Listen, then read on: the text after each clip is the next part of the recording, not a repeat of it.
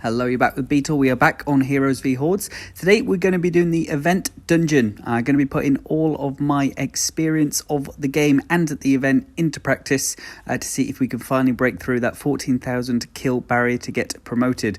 So I will be using the Spirit Shaman, as you can see here.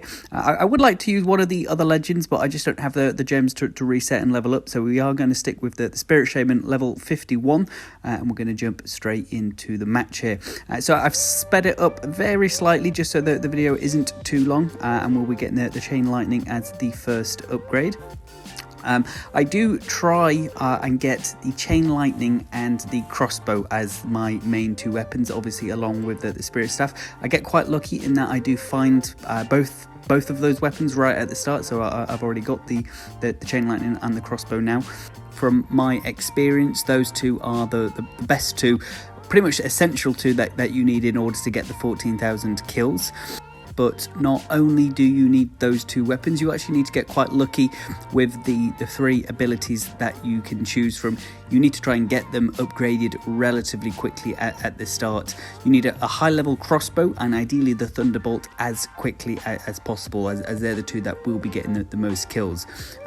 If you just sort of stand relatively still and let the enemies come to you, there aren't enough enemies on the screen to allow you to get to 14,000 kills. So I suppose that is one trick. You're trying to build up enough power that you're able to pretty much constantly keep moving in one direction and be able to kill all the enemies that are on the screen. That's essential in order for you to hit 14,000 kills. Ideally, you do need a thunderbolt for that and a level 4 or 5 crossbow at a minimum. I've also got the bombs, as you can see there. I wouldn't say that they're essential to get the 14,000 kills, but they are probably the third best weapon in my experience. That there are probably some others that could do just as well. I suppose it also depends on which hero you're playing and your game style. But for me, I need the sort of weapons that do the most damage, big area of effect, etc. And the bomb works out really well there as well. So they're the three that I am running with as my main weapons. I actually think I don't get another weapon in that final slot until right at the end, until I think I have to. I just try and keep upgrading the ones I've got. I do obviously upgrade the spirit staff as well, as the spirits are, especially at the start of the game, they're going to be getting most of your kills. You need to stay on top of them as much as you can. I have done another video on how to play the Spirit Shaman. I think I'll link that into the top right of this video, so click there if you would like to see the best way to play the Spirit Shaman. I think it will be a mixture of the two ways that I showed in that video. Starting off, staying on top of the spirits, I think is the preferable choice, and then once you have your own weapons that can do the damage, you are probably better off staying doing your own thing and trying to get kills yourself. The way I play it in this one is sort of a bit in between, because I have the area of effect upgrade here. I can get further away from the spirits whilst still giving them the effect of the increased stats, because the area of effect is bigger. And I'll get it again there, and you can see the radius around me is big enough that I don't actually have to be on top of them for that to affect. And obviously the bigger that is, the more chance there is of you increasing the stats of more than one of the beasts while still not being that close to them. So it does allow you to try and get kills yourself whilst not remaining on top of them, so that is really handy. Now, I have joined the Heroes and Hordes Discord, which is where I'm getting some of my tips from, so that is a really good place to start it if you are looking at, as well as this channel of course, to improve on the game. There's some good guides on the Discord, but that is where I've got some of these tips from. I would also note that on that guide it does say in terms of who the best hero is. It is mixed. It isn't just a big sort of landslide in one way, and it also does depend on what level your heroes are. But generally speaking, the ones with the longer range shots seem to do better. So the Fire Mage and the Dark Ranger are probably the two that are mentioned most often as being the best in this event. The Spirit Shaman is mentioned as well, purely for the fact that the spirits can collect the gems for you, so you actually level up a lot quicker. And if you get lucky in terms of the weapons that you get, the Spirit Shaman can also be a very good hero to use in this. As well as I think that the Knight is mentioned and the Frost Wizard, but I think their short range attacks make them quite limited in this mode. So if you are struggling in this, perhaps try the Fire Mage or the Dark Ranger just to see how you get on. If I could reset heroes quite quickly without spending all those gems, I would love to be able to do that as well, but I don't have the gems for that, unfortunately. But at some point, once I've saved up enough, I will be doing just that to try out the different heroes as well. In terms of the weapons that I've got, pretty much still got the 4 that I picked up within the first 30 seconds of the game. So it's still the bombs, the lightning, the crossbow, and of course the spirit staff. In terms of the tomes that I've got, which I do recommend using these tomes as well, is the attack speed, the area of effect, the projectiles, and the speed of the projectiles, which is obviously very beneficial for the crossbow, especially if you don't get it to the crosswing, although even if you do as well, it would affect that. But especially if it's just a level 5 crossbow, the arrows move a lot quicker, and I suppose it's just the equivalent of increased damage for the crossbow. But of course it does also affect other weapons as well, so the bombs do move further across the screen, or faster across the screen as well.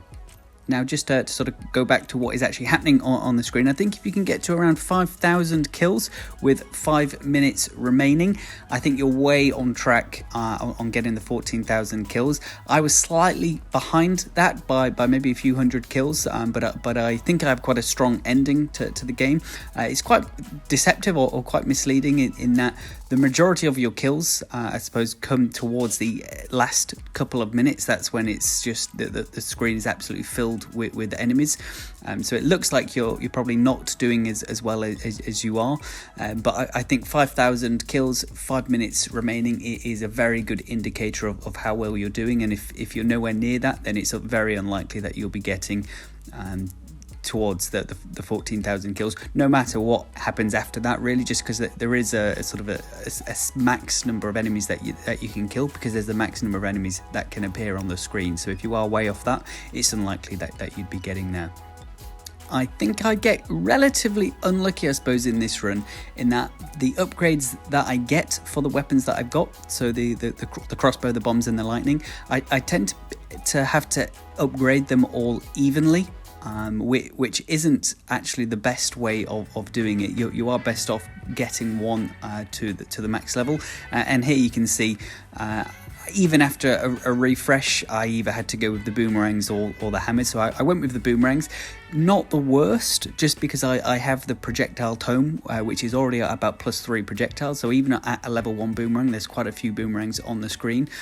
But it just would have been so much more beneficial for me if I would have upgraded the crossbow or the lightning there. That is sort of the first case I've got sort of majorly unlucky, I suppose. And as you'll see in this upcoming level up, there it is, I have the crossbow, the bomb, and the lightning all at level 3. In an ideal world, you'd have one of those Evo and another one at level 3 and another at level 1.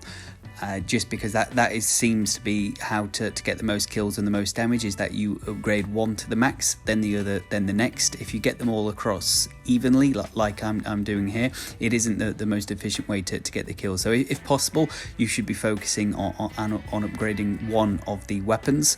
I do also have the spirit staff at level 4, which again is good. The spirits do most of the damage, but that is towards the start of the game, and once you get past the sort of 5-6 minutes and there's just a few minutes remaining, the spirit's efficiency decreases quite a lot, and really you do need one of the other weapons or two ideally at Evo or at least very close.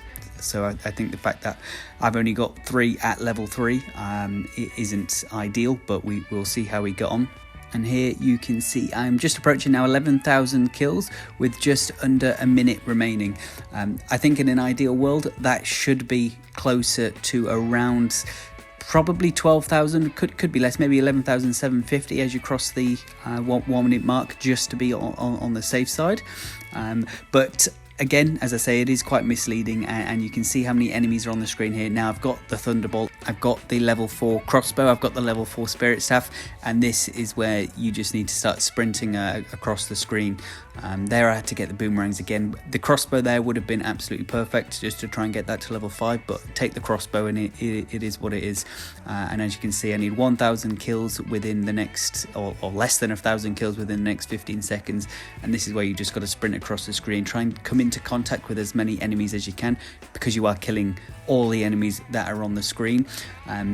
Ideally I could have done with getting to that stage probably even 15 seconds closer, and as you can see, I didn't actually quite get the 14,000 kills, but that is one of the closest runs that I have got, 13,727, and I think if one of the upgrades was different, I would have done it. So quite gutting, but I know that I am getting closer, and it won't be too long before I get the 14,000 kills. If there's any amendments or tips you can provide that I could have done differently there, please do let me know. But I hope you've enjoyed the video. I hope it has been helpful if you are struggling in the dungeon challenge. Please do like or subscribe if you have found it helpful, and I'll catch you all in the next one. Thanks a lot.